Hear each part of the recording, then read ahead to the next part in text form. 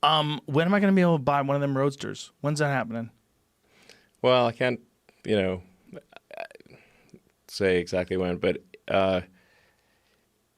we got to get it.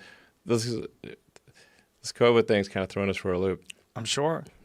So, not to blame everything on COVID, but it's it certainly set us back on progress for some number of months. The things we've got to get done ahead of Roadster are ramping up Model Y production. That'll be a great car. It is a great car. Getting the Berlin Gigafactory built, and also building Y, expanding the Shanghai factory, which is going great, and get the Cybertruck, semi-truck, Roadster. Roadster's kind of like dessert, so like we gotta get the meat and potatoes and greens and stuff, like. But Roadster comes before Cybertruck. I think we should do Cybertruck first before Roadster. Interesting. Now I'm not mad at that. Some of the things for Roadster, they're the tri-motor plaid powertrain. We're going to have that in Model S. So that's like one of the ingredients that's needed for Roadster is the plaid powertrain, the more advanced battery pack, that kind of thing. I wanted to ask you about this before I forgot. There's a company that's called Apex is taking your Teslas and they're giving it a wider base and wider tires and a little bit more advanced suspension. Sure. How do you feel about that? Do you work with sure. them? Are you cool with those people? Yeah, I'm all for it. Go ahead. They're jazzing stuff up with carbon fiber and doing a bunch of interior choices. You're cool with that? You can't fuck with that. You don't have time. So is it good that someone comes along and has this sort of specialty operation? I got no problem. That's what it's called, right? It's like, J-Mag, is it called Apex? Yeah, I got a Unplugged Performance S Apex. That's right, yeah. Unplugged Performance, yeah. Yeah, you could for sure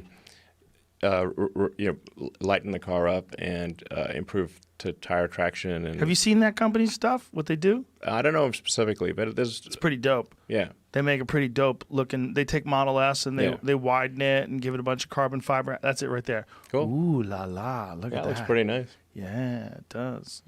Now the plaid version of the Model S, are you going to widen the track and do a bunch of different things? I know you guys are testing at the Nürburgring. Can you not talk about that? Well, I think we got to leave that for a proper sort of product unveil. I understand. Yeah, I understand. Last time you were here, you convinced me to buy a Tesla. I bought it, and it's fucking insane. Oh, great! Glad you like it. Ah, man, pretty fun. It's not just pretty fun. It's like the way I've described it is it makes other cars seem stupid. They just seem dumb. I love dumb things. I love dumb cars. Sure. I love campfires. Yeah, I love totally. campfires. I have a 1993 Porsche that's air cooled. Sure. It's like it's not that fast. It's really slow compared to the Tesla. Yeah, really slow. It's really quite slow. But there's something engaging about the mechanical, just like the gears, and it's very analog. But it's so stupid in comparison to the Tesla. Like when I want to go somewhere in the Model S, I hit the gas and it just goes whee. Yeah. It like violates time. Yeah. Yeah. So yeah, you've tried it like Ludicrous Plus and stuff Oh, like that. yeah. Yeah, cool. Yeah. Oh, yeah. We just did a software update where it'll do like a cheetah stance. So so it's because it's got a dynamic air suspension, so it lowers the back. Oh Jesus. Yeah, just like a sprinter, basically. Right. Like, what do you do if you're a sprinter? You like hunker down, and then I shaved like 1/10 of a second off the 0 to 60. I mean, like it is pretty fun. It's so. I've taken so many people, and I'm like, I take them for the holy shit moment. I'm like, are you ready? Like, hang on there, and then I stomp on the gas. That I've never felt anything like it. It's confusing. Yeah. It really is. Sure. The instant torque, and just the sheer acceleration is baffling. It's baffling. It's baffling. They've never felt it. No. It's faster than falling. It's crazy. It's so fast. It's a roller coaster. Yeah. And my family yells at me when I stomp the gas. Like I tell my kids, I'm like, you want to feel it? You want to feel it? Like, do it, do it, do it. My wife's like, don't do it.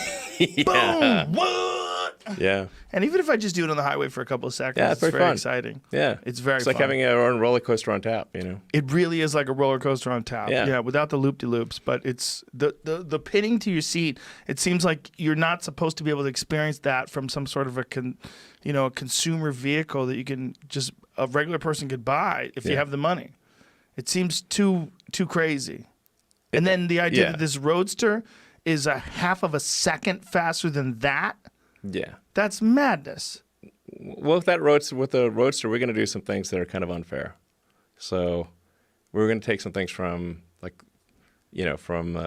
of like Rocket World and put them on a car. So. Oh, I read about that. Yeah. Explain that. Like, what do you do? Well, like I said, we can't do the product unveil right here, but it's going to do some things that are unfair. And Unfair. When we do the unveil of the Roadster, let me just say that anyone who's been waiting, they won't be sorry. They won't be sorry. Oh, sure. Well, anything that goes 0 to 60, what is it, 1.9? Is that the 0 to 60? That's the base model. That's what's the top of the food chain model? Well, Okay. Faster than that. Let's just say faster than that. Yeah. That seems so crazy to me. Now, what was it like when the dude threw the steel balls at the window and they were supposed to not break and it broke? Well, yeah. I mean, I know extenuating circumstances. You know that our demos are authentic. So I was not expecting that, and then I think I muttered under my breath, like, "Holy shit!" Yeah, you didn't get mad though. No, you didn't Steve Jobs it. No, I definitely swore, but I didn't think the mic would pick it up, but it did.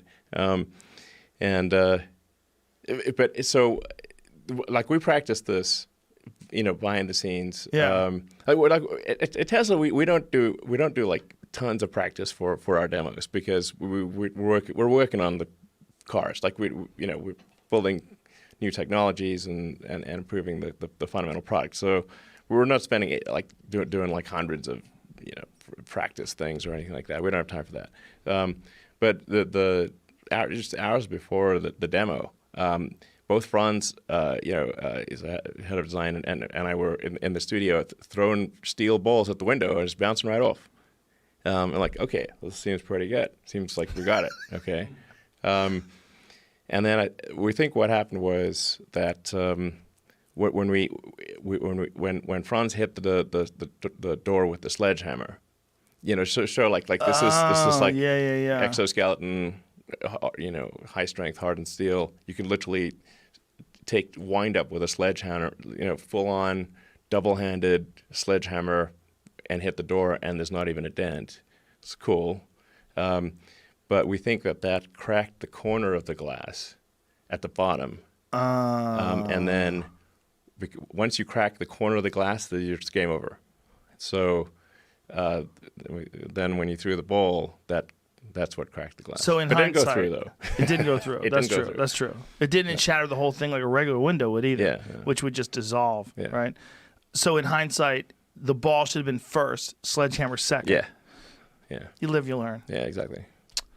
Listen, man, we've taken up a lot of your time. You had a child recently. Get back to it's amazing that you had the time to come down here, and I really appreciate that. I appreciate everything you do, man. I'm glad you're out there, and I really appreciate you coming down here and sharing your perspective. Well, I think you got a great show. Thanks for having me on. Thank you. My pleasure. All right. Pleasure. Elon Musk, ladies and gentlemen. Good night.